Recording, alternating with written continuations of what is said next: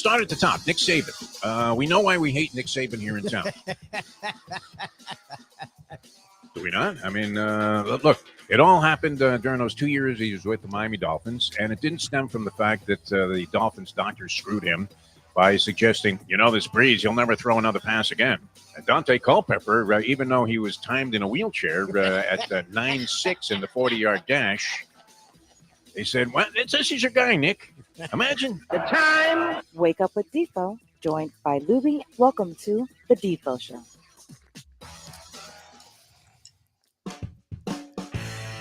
Very pleasant good morning, everybody. Welcome to the Defo Show. Jeff DeForest, Mike Lubie Lubitz, and we welcome right away because of our new sort of shortened version, our condensed version of the program here due to certain medical considerations.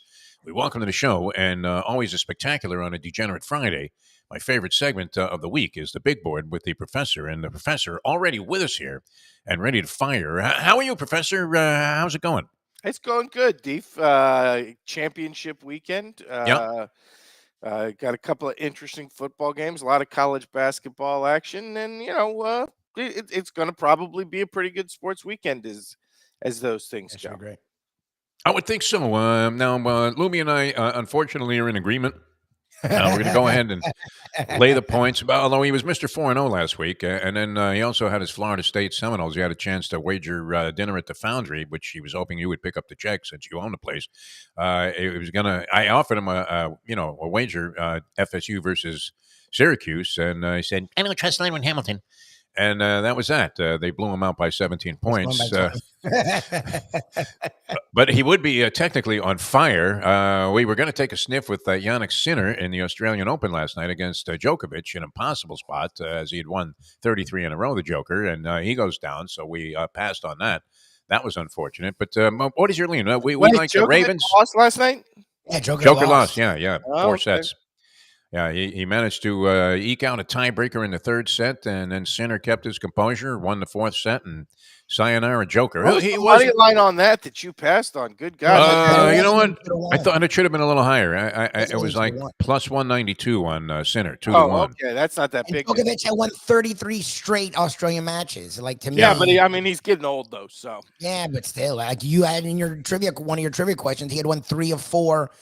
And the fourth was a war against Alcaraz. Like the dude was still the class of the. I don't know. I thought he just missed the slam last year. Yeah. I mean, but isn't that the thing with tennis that like you get to a certain age and it goes fast? I mean, I remember, Sampras won 19 Wimbledons in a row or whatever, and then he lost to Federer, and basically never won anything ever again. So.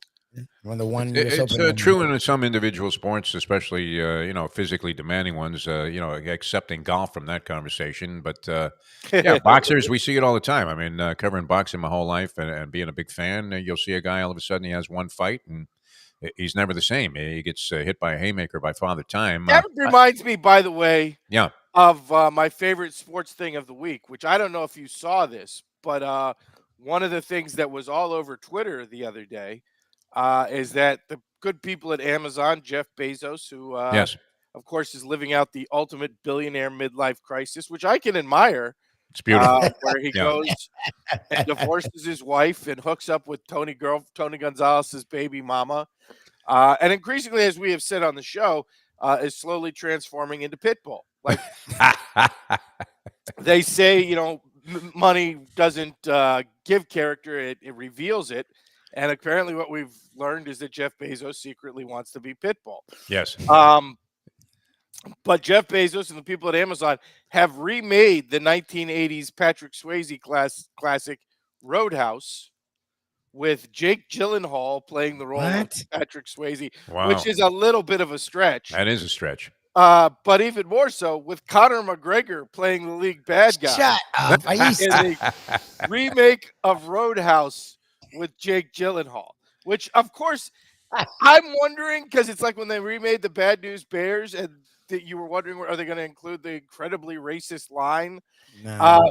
Roadhouse features the worst piece of trash talk in history, because there's a scene in the movie where the bad karate guy is getting ready to finish off Patrick Swayze, and he looks at him and goes, "I used to fuck guys like you in prison." It's like, why would you admit to that? That's not good trash talk. Yeah. Admitted to a number of homosexual incidents. Yes. Yeah. So Ben I'm wondering Gazzara if was great in Conor that. McGregor's just going to drop that one in there I don't think McGregor's as an doing that. homage to the You could see original. McGregor saying that and meaning it, though. And perhaps should have done some time for some of the indiscretions Oh, that he's my been guilty God. of. I all right, wonder if Conor McGregor's going to look at him. I'm going to punch you like a mascot. What's your lean, Professor? I know pro Well, I think both football is these not games are necessarily your tough, gambling honestly. hotbed, but I think both of these games are tough. I mean, obviously, Baltimore has looked so good yeah, against all the great teams. But let's be honest, it's somewhere in the back of your head. Aren't you a little worried that the NFL's number one thing is that they're going to want Taylor Swift at the Super Bowl? absolutely. Aren't you worried we're going to see some controversial calls that go Kansas City's way? And ultimately, let's be honest, at the end of the day, if we can't acknowledge just how great Patrick Mahomes is, that he has become that guy that if you have him playing quarterback, you're always going to have the opportunity. And we have to still wonder about Lamar Jackson in playoff games to some degree. I do like Baltimore, but it isn't super strong. And then you get to the next game. I don't know what the San Francisco 49ers are offensively without Deebo Samuel. And we saw him miss time, obviously, last game. Didn't look great. We saw him miss time a couple years ago in the NFC title game against the Rams, a game they lost. I think for all the talk about Brock Purdy as MVP and Christian McCaffrey is the best running back in the league, to me, it's Deebo Samuel and his ability to run after catch that really makes that offense function. Because if you watch them, number one, they're very much a middle of the field team. They do like to play a little bit on the edges with McCaffrey in the running game and with Kittle in the passing game. But they really make their hay in the middle of the field. That's where Purdy is at his best. And the way they do it is with Deebo Samuel being able to be versatile enough to hit crossing stuff and make a lot of hay on the rack. And without Deebo, I don't think that offense is nearly the same unit. And Detroit, defensively, they're not much, but their offense, again, they're varied. They can run the ball. Great set of wide receivers. Goff looks very much in control of that offense. So they might be able to score some points. My inclination in that one would be to take the 7 points, but a lot of it probably dependent on the health of Deebo Samuel. Supposedly, I guess he's going to play because, as we often say, unless you're listed as deceased, you're probably going to be in a game, especially a game of this magnitude and importance. But he's been so-so in participation in practice this week. Kind of a very tepid approach. And I don't know that he'll be anywhere near 100% capacity in this game. I'm not a doctor. I just play one now with my own IV insertions. But it doesn't seem like it doesn't. The storyline seems to be that he's not going to be, the usual Deebo Samuel. And I'm with you. I mean, if you look back to that 3-game losing streak, what was the common element there? No Deebo Samuel. It was him, yep. And you look at their vulnerability against the Packers, a game they probably could have, more likely they could have lost than come out of it with the victory. What's the common thread there? No Deebo Samuel. So if I'm John Lynch is not taking Deebo Samuel's calls, by the way. He's so afraid he's going to ask for, a fortune that they can't afford to pay under the salary cap that, he is more than willing to acknowledge what the rest of the country seems to have seen, and that is that the team just isn't the same without that guy in the lineup. All right, you have to be happy. It looks like Bill Belichick won't be coaching in the NFL this year. And I don't know if that's going to be the subject. About that. Yeah, I don't know if that's the subject of this week's big board, but we have to get to not. it. So, We just want to mention real quick one thing. Wisconsin tonight playing Sparty. Sparty, not a good road team, and have lost 3 of their 4 coming into it. Wisconsin only laying 2.5, like the Badgers in tonight's Big Ten matchup. All right, sounds good. All right, we saw a little flash there, a little tease. Yes. The big board of better events for NFL Pro Bowl Skills Challenge. Okay, that sounds good. Yeah. We all know I hate all the All-Star games. Yeah. Like DC variant of the Major League Baseball All-Star game. It's the best one in sports because it's it's lame. And the NBA really at this point so lame that they come up with a new gimmick every year. This person drafts it and this person coaches. Again, nobody cares. Nobody watches it. Yeah. And the NFL just went full on at this point. And It's fucking flag football. We're not even going to play football. We're going to do something called a skills challenge, and we're going to play flag football. And like why hold it? And you're holding it in Orlando. Yeah, it's Not in like- Orlando. Like, Not like niggas- players are going to show up for a free visit at the Hampton Inn at goddamn Orlando. So what's the point? Yeah, it's kind of crazy. Yeah, I mean, unless you're looking for a get-out bet, that used to be the only purpose of the Pro Bowl. You can't. Exactly. That was the It's only flag good football. thing They didn't even- about that was the only good thing about the Pro Bowl was that you could bet the over. Yes. And you were pretty much guaranteed free money. But now even that is gone because who the hell's making a line on flag football? You can't do flag football. Yeah.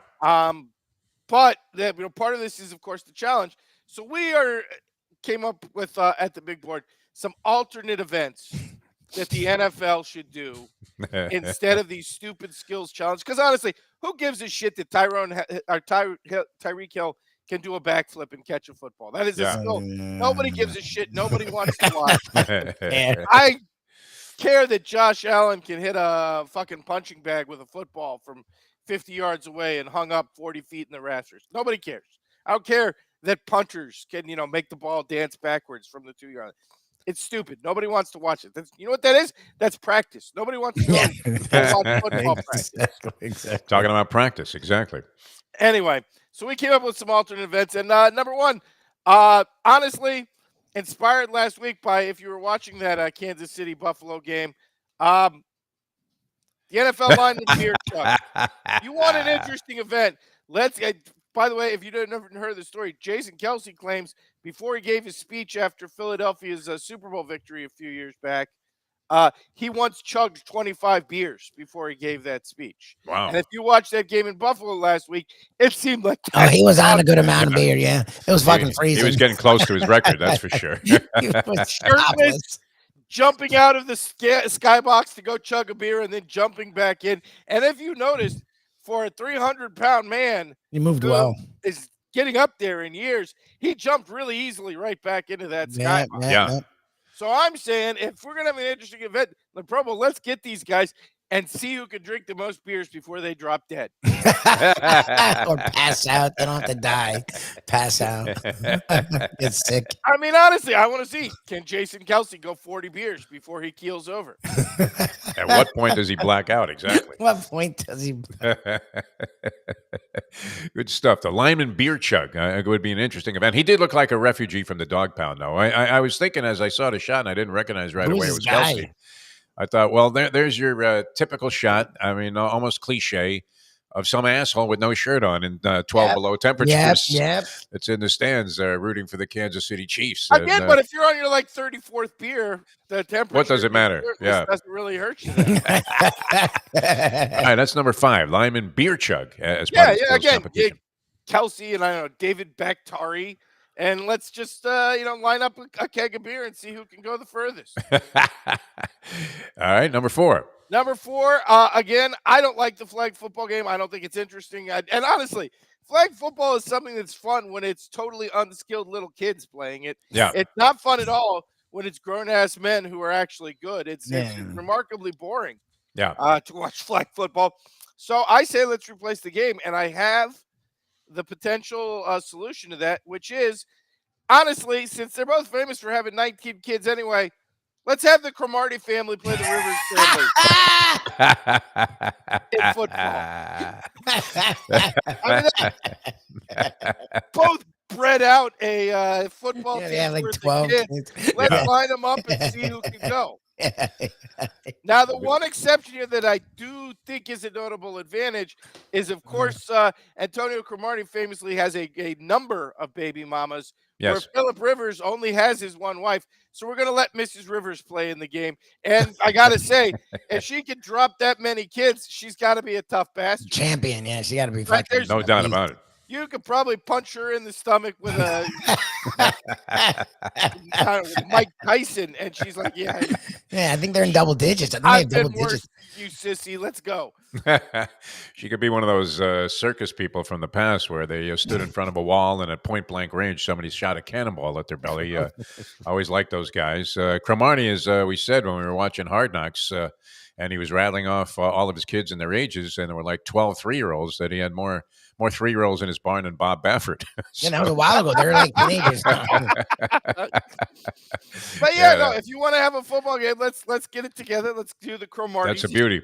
Versus the Rivers. That's a great idea. Yeah. No, that's a good one. That's number 4, and that's only number 4. So number 3 on the list. Number 3, we can play a version of what I think is one of America's more interesting game, and we can involve the worlds of entertainment and the world of NFL football, and we'll play Which Jackson Is It Anyway? For those of you looking at the screen on the left, that of course is star quarterback Lamar Jackson, and on the right, that is movie star Samuel. Oh wait, no, that's backwards, and that's it's left to them, right to them. That's the whole point of the game, is that you basically can't tell the difference between Lamar Jackson and Samuel Jackson. Exactly the same. So let's put them on the field, put them in some wigs, and let fans and players come up and guess which Jackson is which Jackson.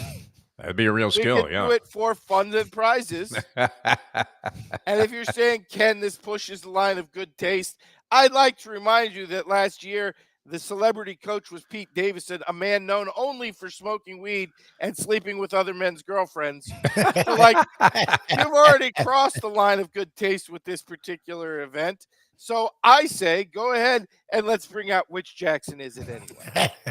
Davidson must have one hell of a schlong. That's all I could think of. I cannot funny. see the appeal of this guy. His sense of humor sucks. He's not even actually funny. He's kind of funny looking. I mean, he's I ugly, guess he sells not tacos. funny. Yeah. I mean, and Samuel L's in like his 70s, so that'd be great. Samuel L out there at 75 trying to play quarterback.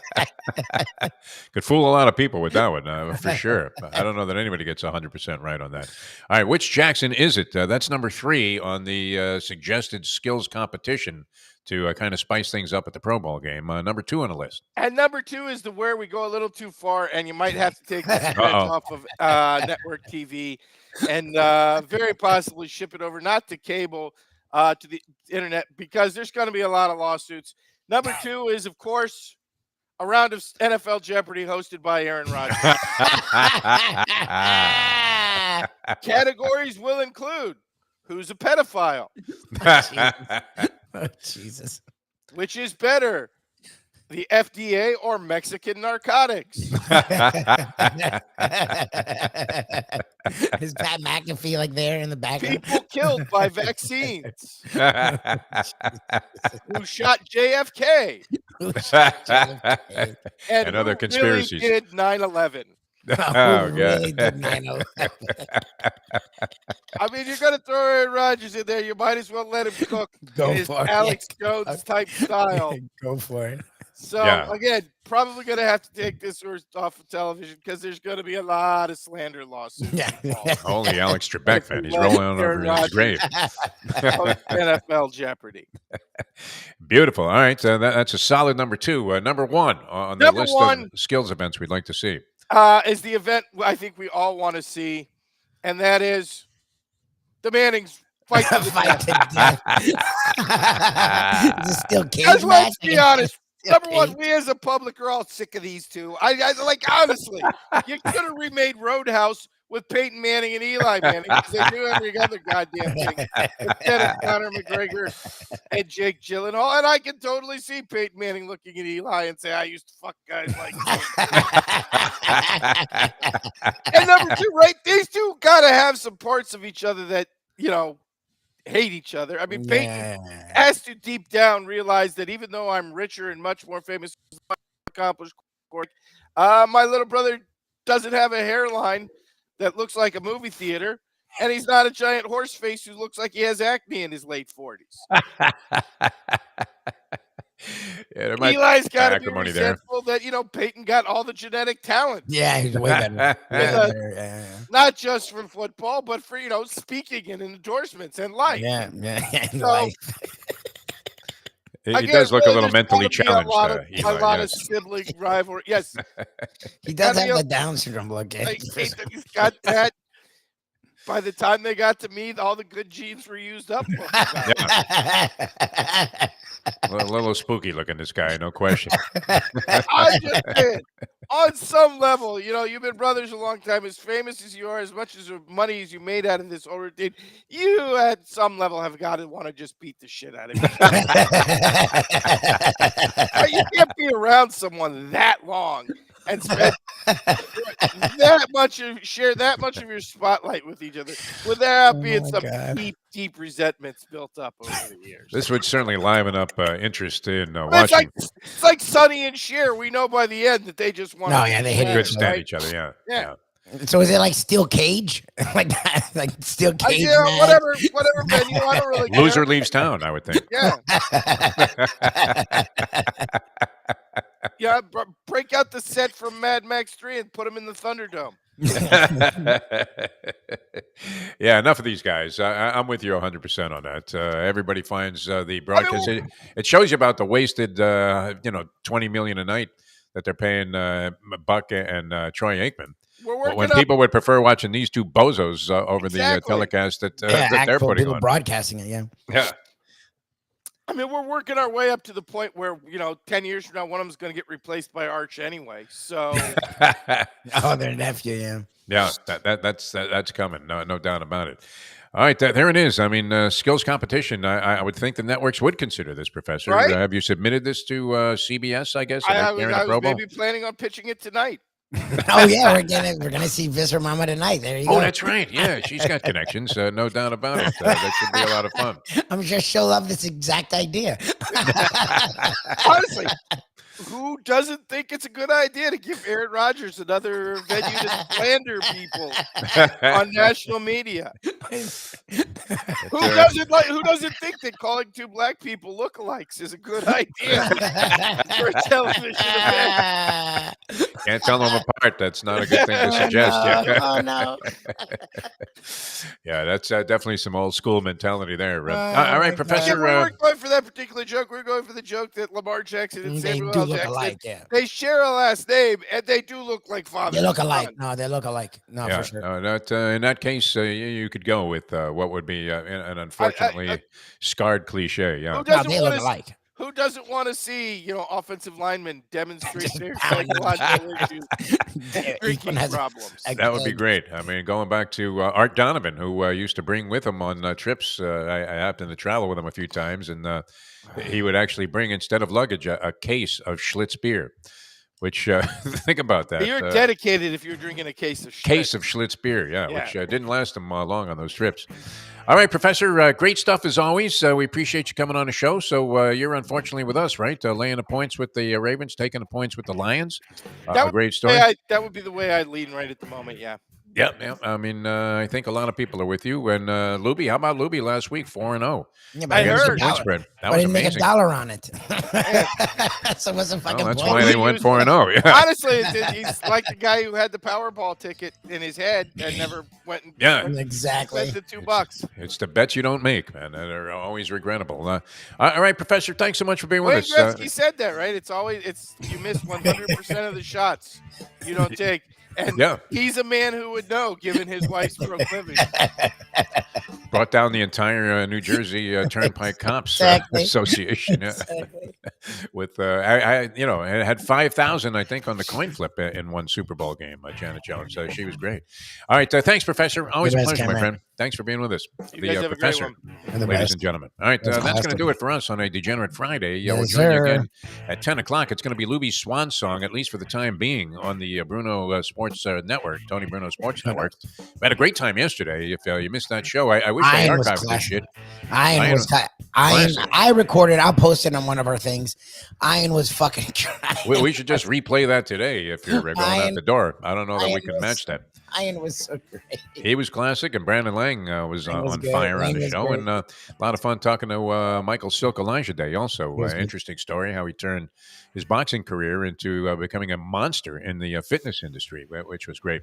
All right, we'll see you there at 10 o'clock. Mike Mayo's Lunchbox back on the video screens at 1 o'clock. You guys will be out at Gulf Street Park. I'm thinking if things go well over the weekend, I might start making my return to the road shows. Nice. As doing a little socializing tonight. We'll see how that goes. Are you coming? Oh, I was going to ask you off here, but you brought it up. So you're coming. Well, it's outside there with the ocean breeze. I think it'll be okay. Visser Mama is going through the same thing as you. So she literally is and I didn't know you could do this, but it is Visser Mama and Frankie, so there's definitely a synergy there. Yeah. She requested us to have our own corner, so I yeah? guess that's on purpose to make sure We're away from the that schleppers. we're Yeah. away. Well, it's not schleppers. It's No, just they're right not now schleppers, everyone's getting yeah. sick, and they are. I mean, that's the thing that's Everybody. I happening. mean, unbelievable. That's how, cool. So you'll be there. Nice. people are going All right. down. Yeah, no, I'm going to check it out. I couldn't pass that up, the reunion. So we'll see what happens there. And it kind of be like the old days when we used to do the show out there Yes, at the Tiki sir. Bar with the personnel that appear like they're going to be assembled for this thing. Yeah, yeah. So looking forward to that. But yeah, I mean, being outside by the ocean, I think you have a far better chance of Yeah. dodging the germs than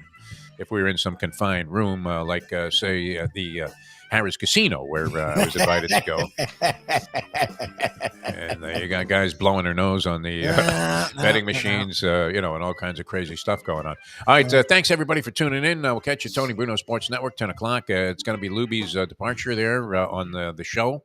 And I don't know if he's going to be making a comeback. I'm actually taking a 2-week hiatus. I was there going to say, myself. you're talking about me. They're not going to be a show for a while. Well, you know what? I mean, you're irreplaceable. They've tried any number of people, and all of them have come up lame so far, even though there were some people that I thought would be really a lot of fun to work with. But I kept the thing going, and it actually is paying some dividends. That's worked out better than I had anticipated. So I'm going to stick with it. But they want to have like wall-to-wall shows from the Super Bowl, and so and I was forced to scratch my trip out there. I would have joined them. They have a bunch of their other people going out to the Super Bowl, and they just wanted to keep that thing going. They didn't want to have like a 2-hour gap there with the position that they're going to be in. So we decided to just. They're going to do. Okay, we don't. Have they're going to be out there with. I There's think all of their other shows stuff during that time because they want to have something on air at that table at all times. Yeah, they don't want to look like they packed it in and went not. No, but I mean, people do that. People don't have. There are plenty of times where tables are empty in the middle of the day. That's not. I'm perfectly good with it because the fiasco that I have to go through to actually be there. I mean, we're cutting this show short and all kinds of crazy stuff going on.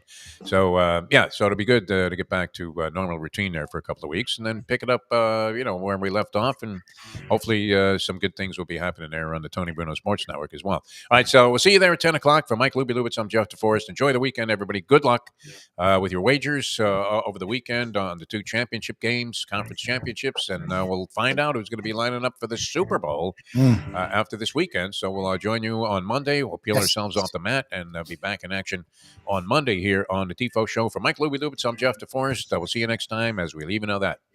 The time. It's 8:31. Let's go to eat a damn snack. Look what they done to my soul.